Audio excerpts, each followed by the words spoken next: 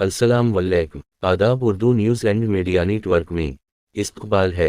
आज बरोज़ सनेचर 13 अगस्त 2022 सुबह के 9 बजे हैं। पेश हैं उर्दू अखबारात की झलकियाँ। पेशकश जावेद जमाल अल-दीन। आज सबसे पहले रोज़नामा उर्दू टाइम्स अखबार की शह सुर्खी, हिंदून तिरंगे का बाइकाट करके भिगवा लहराओ।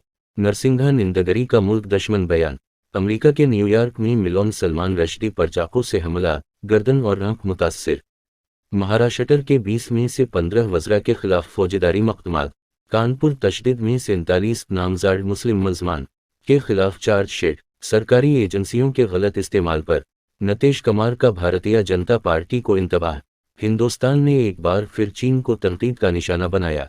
उर्दू शायरी में हबल वतनी का अंग सबसे ज़्यादा नुमायां। Professor doctor Aqeel Ahmad. अदारती सिफहा फारूक अंसारी का मजमून। भारतीय जनता पार्टी को अखाड़ फेंकने का नीतीश कुमार का अज़्म, लेकिन अपोजिशन का इत्तेहाद ज़रूरी। अदारिया जुल्म बढ़ा देने वाला जालिम कहलाता है। रोज़नामा सहारा। अजहर को ब्लैक लिस्ट में है शामिल करना अफसोसनाक। मध्य प्रदेश में इम्तहानात पर 68 का खर्च। एशिया कप के लिए टीम इंडिया की रवानगी 20 अगस्त को होगी।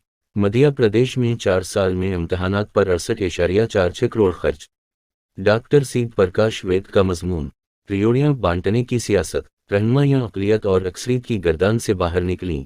अब्दुल सलाम आसम का मजमून। अदारिया रियासतों के वाजबात,